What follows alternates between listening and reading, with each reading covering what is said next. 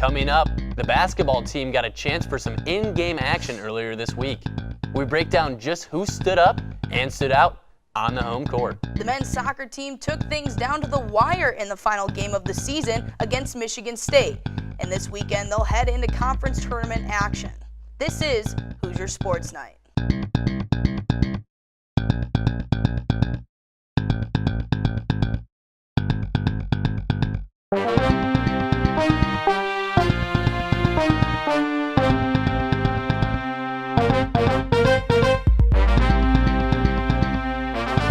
Thank you for joining us. I'm Juliana Sherry. And I'm Patrick White. Lots of Hoosiers in action on the pitch, on the field, and on the mat in this week's show. But the sport most Hoosier fans care about took center stage Tuesday night in the form of men's basketball. The Hoosiers opened exhibition play against Hope College, a team, as described by Tom Crean, is like a Duke or Kentucky of the Division III program. Yeah, it was a good team for the Hoosiers to run the court against, and as Hoosier fans observed, it started out as a very competitive match. The exhibition season was tipped off by Thomas Bryant, and after going scoreless in their first possession, Bryant got the Hoosiers on the board first with a dunk. James Blackman Jr. scored his first point since 2015 with his signature move, a three-point shot. Trailing the Flying Dutchman by 4, Deron Davis scored his first points as a Hoosier, cutting the lead to 2. A little over a minute later, Josh Newkirk found Curtis Jones for his first points, gaining the lead back for Indiana. Breakout star of the game, Devontae Green, uses a nice shot fake to get past his defender and sinks his first points on a mid-range jumper. Indiana only led by 11 at halftime, but Thomas Bryant slammed home a dunk, putting the Hoosiers up by 15. IU's passing impressed the home crowd, leading to a Curtis Jones three-pointer. Not only was the offense rolling in the second half, but the defense was as well, with an OG Anunoby sending a block into the seats. OG then completed an impressive Hoosier drive with a dunk at the other end, putting IU up by 18 halfway through the second. A minute later, Green hit Bryant in stride for the alley-oop and Indiana's biggest lead yet. Green's assist was repaid by Curtis Jones with another alley-oop. Green then went off offensively, sinking a three-pointer, then spinning out for an and one on the very next play. Green's offense helped the Hoosiers to a 33-point win as the Hoosiers closed out Hope College 98-65. The men are back in action this Saturday against Bellarmine at 7. They open the season in Hawaii against the Kansas Jayhawks on the 11th with a nighttime tip-off at 9. The women are also in action this weekend against Indianapolis on Sunday at 2, before opening their season on Friday as well at 7 against Presbyterian. With Big Ten seed placement in contention, the number 5 men's soccer team looked to finish their regular season with a monumental win over number 13 Michigan State. Senior day at Jerry Yeagley Field meant the last game for 7 Hoosiers, but it was the underclassmen who got things going early. The Hoosiers notched the first goal of the game in the 23rd minute off the foot of sophomore Trevor Schwartz, his 4th of the season. It wasn't long till the Spartans fired back with a goal in the 33rd minute by Ryan Sarakowski, placing him at 2nd in the conference with 9 goals. For 53 minutes, it looked like the game would end in a draw. But that changed when Tanner Thompson went and had himself a senior day by nutmegging a defender and firing the perfect shot right off the crossbar for the game winner with 5 minutes left.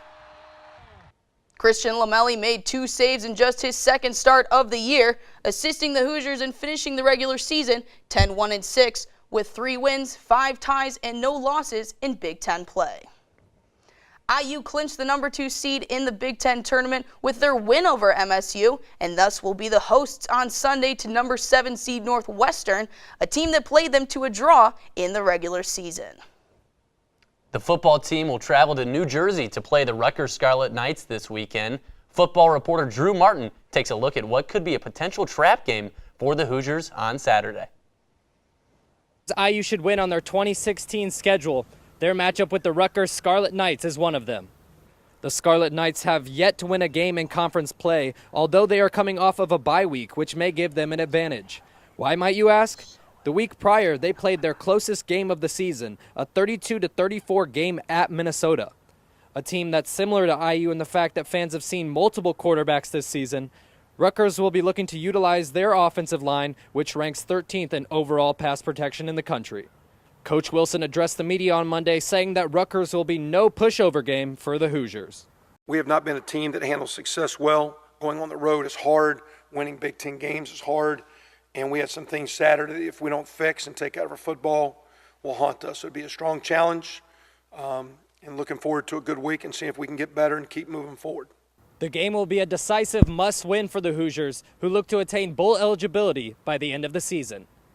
Outside Memorial Stadium for IUSTV Sports, I'm Drew Martin. You can catch the Hoosiers on the Big Ten Network for the noon game or listen live on WIUX 99.1 FM for the call from Brad Davis and our very own David Sugarman. The football team is on the road this week, but there are a lot of Hoosiers in action in Bloomington this weekend. There are plenty of chances to cheer on the Cream and Crimson and rack up points for the Crimson Guard. Here's this weekend's schedule.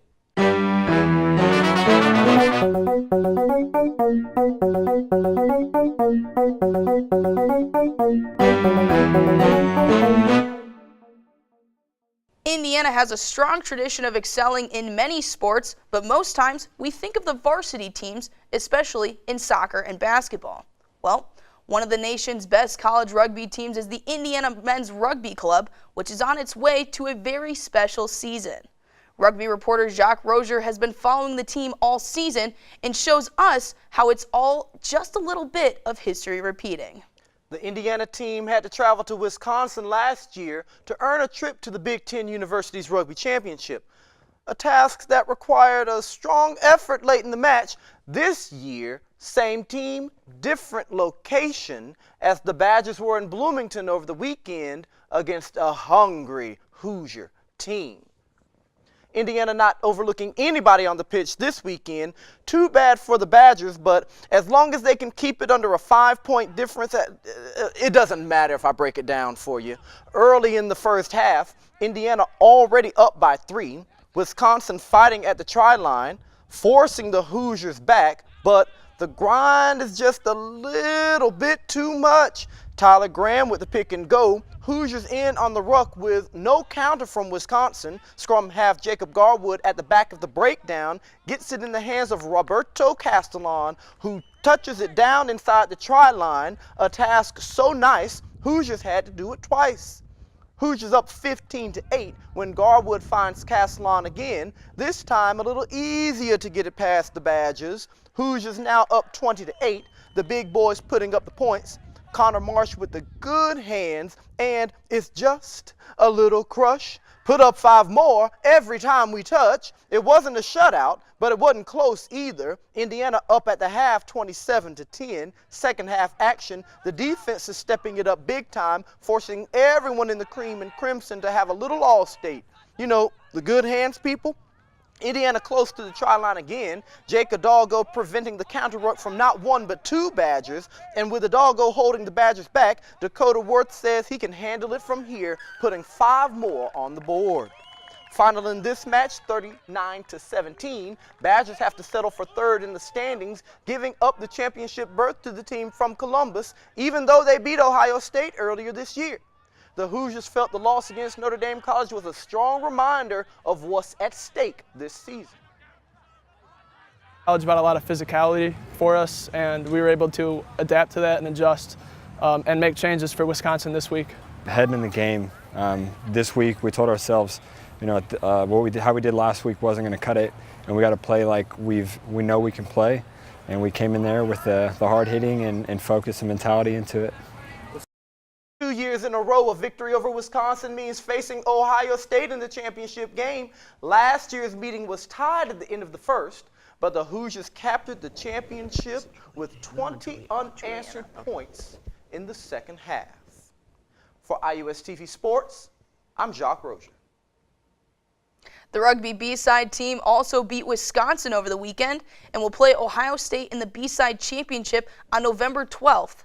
Last year, both A-side and B-side won championships, the first time one school won both trophies during the same season in the history of the league. The wrestling team went to San Francisco this week to begin their season. Last year, the team broke a conference losing streak of more than 30 matches. And as David Sugarman tells us, they are hoping that momentum carries into this season. Wrestling season gets underway this week with high expectations for this season. Returning to the team are Nate Jackson and Elijah Oliver, who both placed in the Big Ten Championship tournaments and made appearances in the national tournament last season. Both wrestlers opened this season ranked in a few polls, Oliver receiving a top 20 ranking in his weight class, 125 pounds, but he's hoping for more this season than just a good ranking. The plan is always to win the national championship and do whatever it takes to kind of get me to that goal. Until last season, Indiana Wrestling had not won a conference match since 2011. They won 3 conference matches last year, including a win over 20th ranked Minnesota to snap the 35-match losing streak in conference play. Oliver and his teammate Jake Danishek hope that beating conference foes becomes the new trend.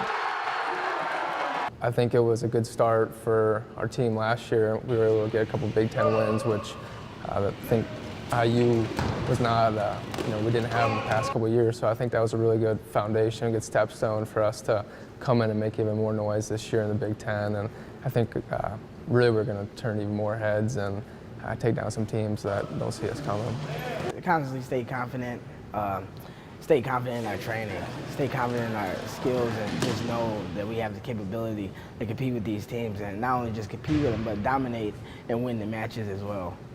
One source of confidence for the Hoosiers rests in head coach Dwayne Goldman. Goldman was inducted into the National Wrestling Hall of Fame this past May for his lifetime service to wrestling. A 4-time Big Ten champion and NCAA finalist while wrestling at Iowa, he ranks 10th on the all-time career win percentage list for the Hawkeyes. He's been the head coach of the Indiana program since 1992, and with 281 dual wins and winning more than 60% of his matches, the Hoosiers have full faith in his guidance. He has a phenomenal style of teaching. He finds a way to really prepare his wrestlers and us as well, to reach the highest level of our game and to make sure we're ready to compete against high-level competition. With the coaching and the talent on the mat for the Hoosiers, this could be one of the best seasons, not only in conference, but on the national scene as well. For IUS TV Sports, I'm David Sugarman. The wrestling team will travel to George Mason on the 17th. Their first home match will be against Wisconsin on December 9th. Don't forget to like our page, IUS TV Sports, on Facebook, and follow us on Twitter at IUS TV Sports. For Juliana Sherry, I am Patrick White. We'll see you next week.